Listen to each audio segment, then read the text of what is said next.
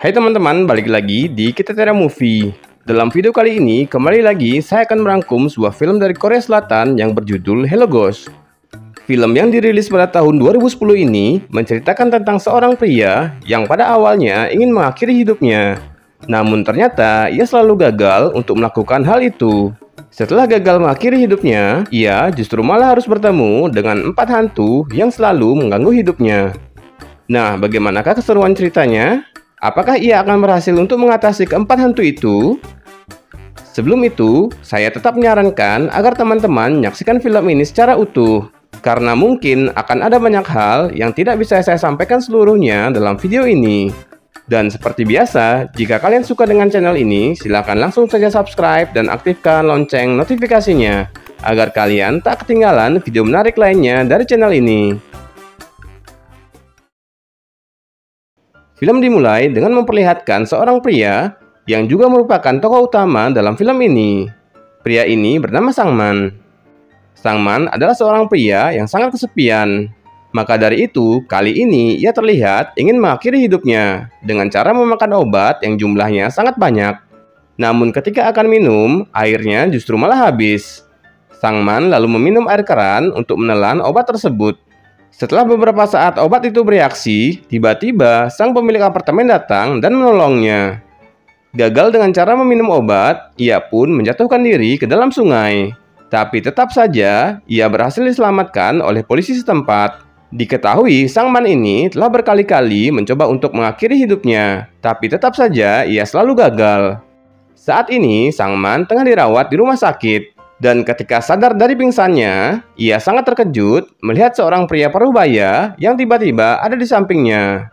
Apalagi si pria ini terlihat sedang asik merokok. Dan ketika seorang suster menghampiri, ternyata dialah yang memegang rokok tersebut. Sepertinya hanya dirinya lah yang bisa melihat sosok bapak gembul yang ada di sampingnya.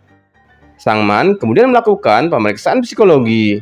Namun di tengah pemeriksaan, Sangman mendengar suara tangisan perempuan dari arah lemari si dokter. Mencoba untuk memeriksanya, benar saja ia melihat seorang wanita yang sedang menangis di dalam sana. Sangman lantas bertanya pada si dokter, mengapa ada wanita menangis di dalam lemarinya? Tapi dokter tersebut merasa heran, karena ia sama sekali tak melihat apapun di sana. Si dokter kemudian menyuruh perawat untuk membawa kembali Sangman ke kamarnya. Pada malam harinya, Sangman yang ingin ke toilet kembali melihat seorang kakek yang berada di atas meja resepsionis sambil melihat keindahan tubuh dari seorang suster. Saat ia mendekat, Sangman dibuat terkejut karena kepala si kakek tiba-tiba menjadi besar. Melihat hal itu, Sangman langsung pergi untuk kembali ke kamarnya. Tapi sampai di kamar, Sangman kembali dibuat terkejut. Karena si kakek, si bapak gembul dan si wanita sudah ada di sana dan melayang-layang di udara. Dan disinilah Sangman baru sadar jika ternyata mereka semua bukanlah manusia. Dan Sangman pun lantas pingsan. Keesokan harinya, ketika Sangman sadar, ia kembali melihat seorang anak kecil yang sedang melompat-lompat di atas ranjang. Sangman kembali bertanya pada dokter dan perawat yang ada di sana. Tapi tetap saja mereka semua tak melihat apapun di atas ranjang tersebut. Sangman lalu menghela nafas karena ia menyadari kini ada 4 sosok hantu yang mengetayanginya. Tak sampai di situ, keempat hantu ini pun mengikuti Sangman bahkan sampai ke rumahnya.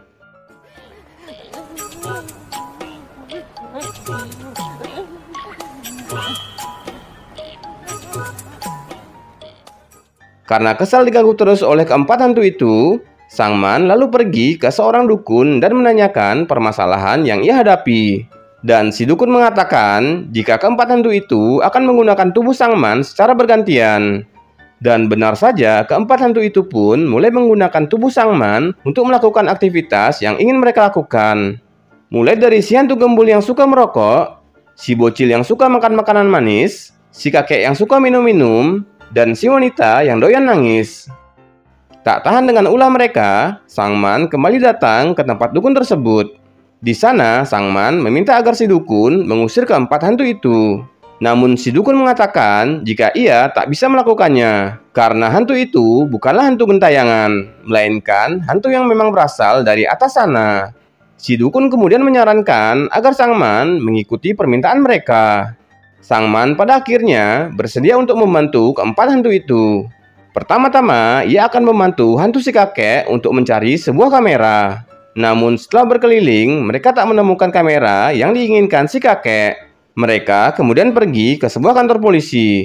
Sang Man yang sedang dirasuki oleh si kakek berbicara pada seorang polisi berambut putih agar ia mengembalikan kamera miliknya.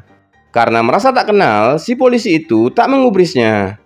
Namun, Sang Man tak menyerah. Ia terus mengikuti si polisi itu kemanapun ia pergi.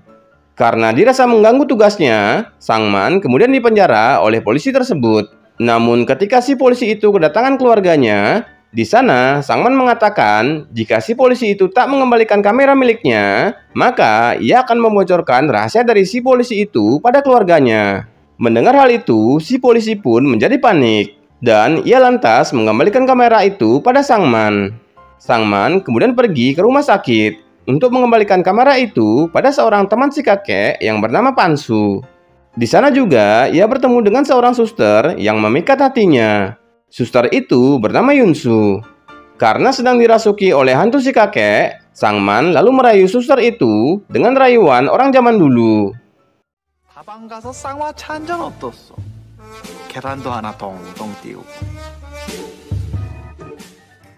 Pada keesokan harinya, Sang Man dikejutkan dengan keberadaan hantu wanita yang tidur di sampingnya. Kali ini, ia akan memenuhi permintaan dari si bocil. Yang ternyata permintaan si bocil ini adalah ia ingin nonton film kartun di bioskop. Diajaklah si bocil ini untuk pergi ke bioskop. Dan secara kebetulan, Yunsu juga ada di sana bersama dengan seorang pasien anak-anak yang ia rawat. Mereka pun akhirnya menonton film bersama. Setelah selesai menonton film, mereka pergi makan di sebuah restoran mie. Si bocil yang nafsu makannya sangat tinggi membuat Yunsu dan anak itu menjadi heran dibuatnya.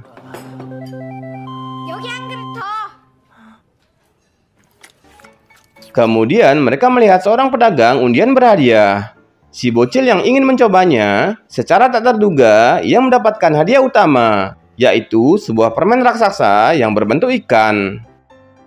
Selesai dengan urusan si bocil, kini ia akan membantu si hantu gembul untuk mencari sebuah mobil. Terlihat Sang Man pergi ke sebuah bengkel mobil untuk mencari mobil yang dimaksud. Sampai di sana, ia dipergoki oleh pemilik bengkel tersebut. Bahkan si pemilik bengkel itu mengejar Sang Man dengan menggunakan mobilnya.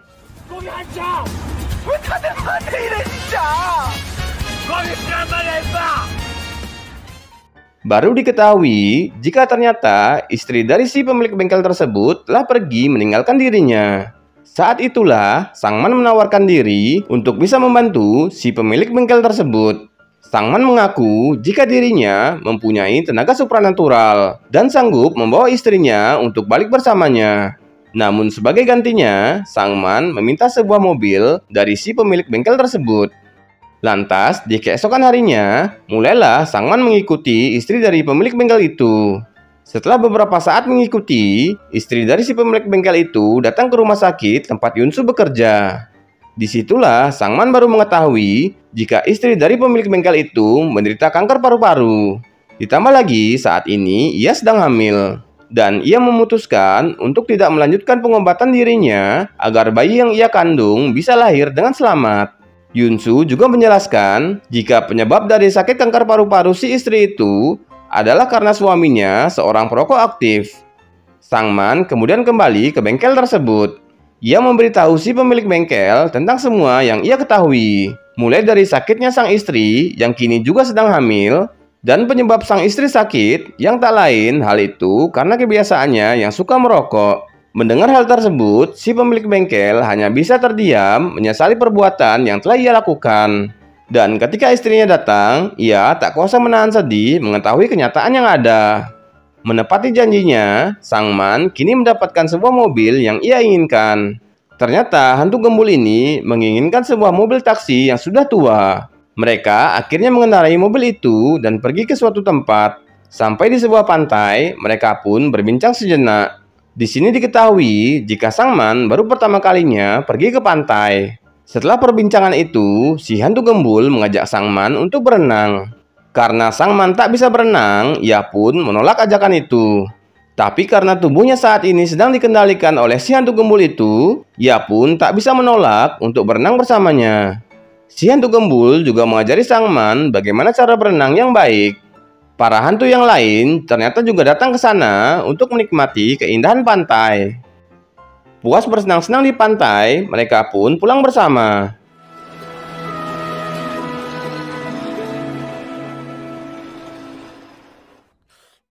Keesokan harinya, Sang Man dan para hantu memakan permen yang tempo hari ia dapatkan. Setelah itu, saat dalam perjalanan, Sang Man bertanya pada si hantu gembul bagaimana ia bisa mati. Si hantu gembul itu menjawab jika dirinya mengalami kecelakaan saat mengemudikan sebuah taksi. Si hantu gembul yang pada saat itu sedang merokok malah membuang puntung rokoknya sembarangan. Walhasil, ia pun lantas ditilang oleh polisi. Karena tak mempunyai SIM, Sang Man kemudian dibawa ke kantor polisi.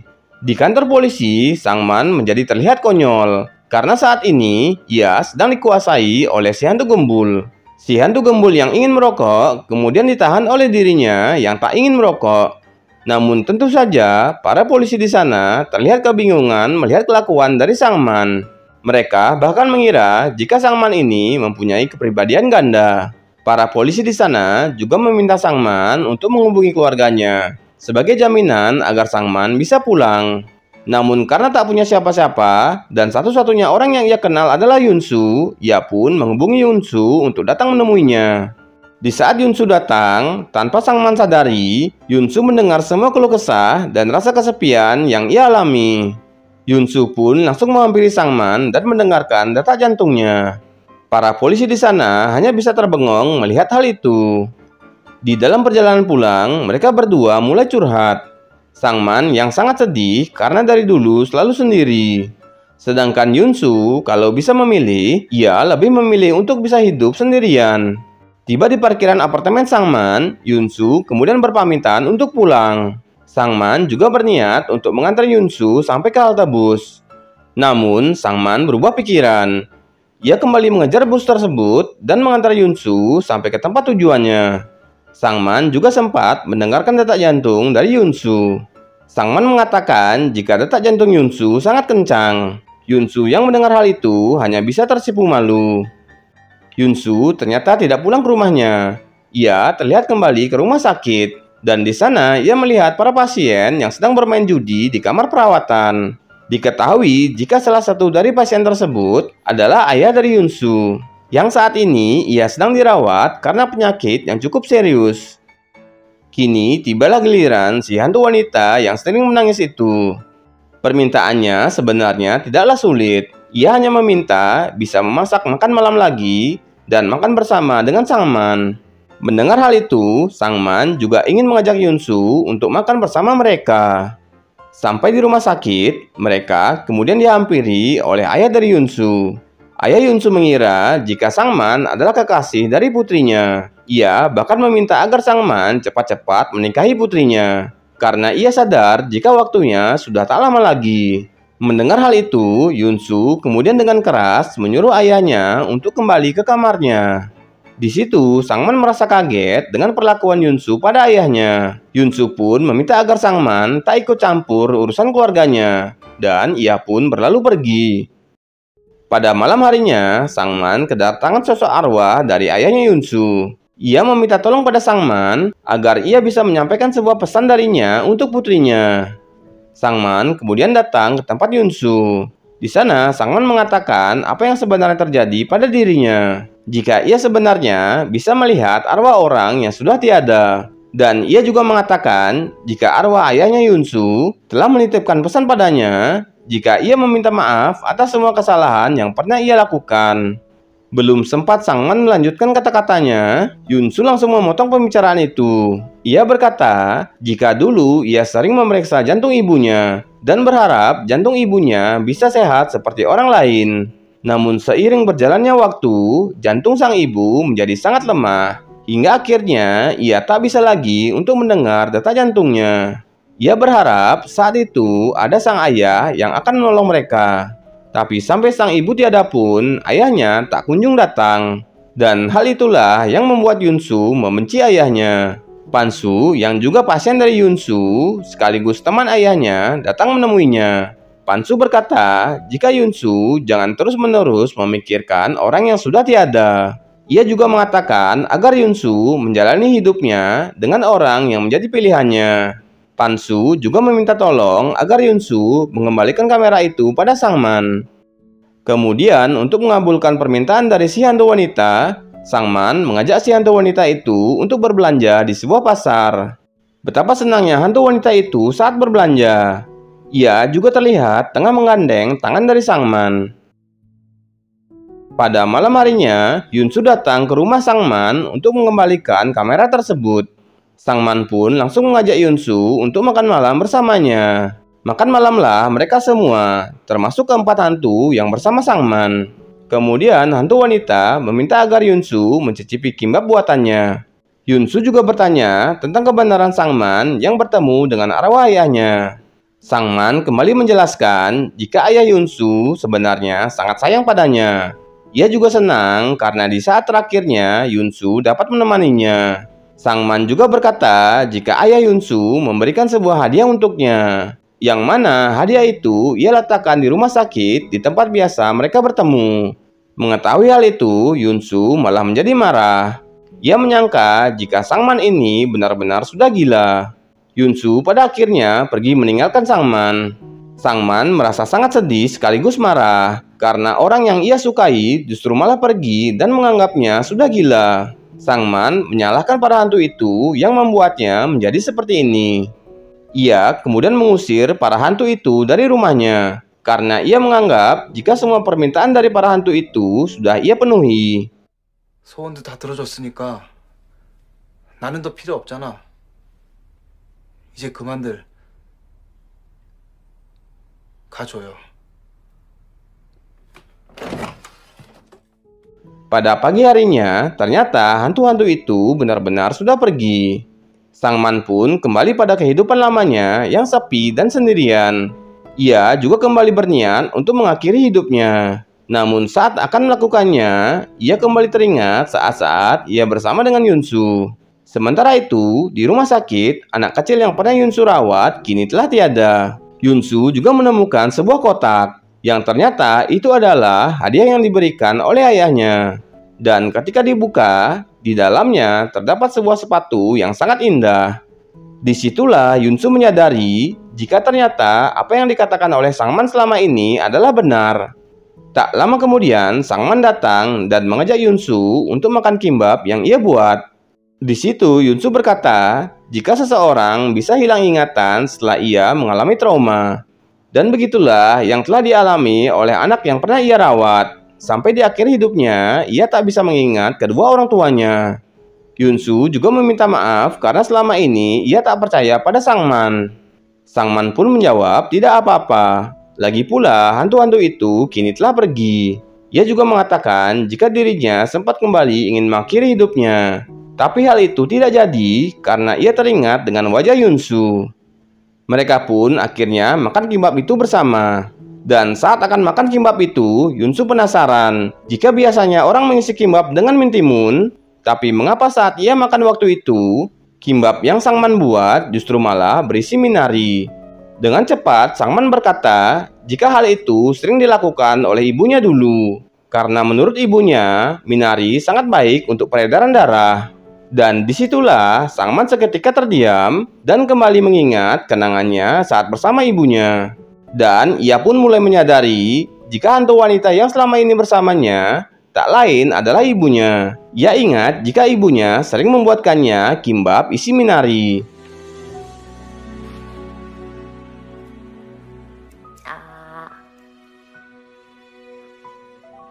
Ia juga ingat jika ibunya sering mengajaknya ke pasar untuk berbelanja dan berharap jika Sangman besar nanti, sang ibu bisa menggandeng tangannya saat berbelanja. 우리 상만이는 얼마나 커야 엄마가 팔짱 끼고 장 볼 수 있을까? Ia juga ingat jika sang ibu sering tidur di sampingnya sambil memandangi wajahnya. Semua ingatannya pun pada akhirnya kembali pulih. Sambil berlari, Sangman ingat jika hantu bocil itu adalah kakaknya. Hantu gembul dan kakek itu tak lain adalah ayahnya dan juga kakeknya. Jadi pada saat itu, sang ayah berhasil menjadi seorang sopir taksi. Ia pun mengajak semua keluarganya untuk pergi ke pantai dengan taksinya. Sang kakek juga meminjam sebuah kamera pada temannya yang bernama Pansu. Namun naas, taksi yang ayahnya kemudikan mengalami sebuah kecelakaan yang membuat taksi itu terguling jatuh dalam jurang. Dalam kejadian itu, hanya Sang Man lah yang berhasil selamat. Dan si polisi inilah yang mengamankan kamera tersebut. Karena hal itu jugalah yang menyebabkan Sang Man selama ini hilang ingatan tentang keluarganya. 사람이 충격이 심하면 기억이 사라지기도 한대요. Sampai di rumahnya, ia memanggil arwah keluarganya. 가지 마! 가지 마! 가지 마! Pada akhirnya, mereka pun satu persatu kembali datang. Ternyata, apa yang selama ini menjadi permintaan mereka adalah hal-hal yang belum pernah mereka lakukan bersama Sang Man.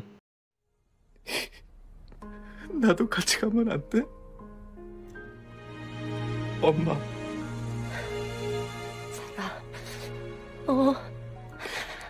알았지? 상만이 혼자 두고 먼저 가서 미안해. 엄마가 너무 미안해.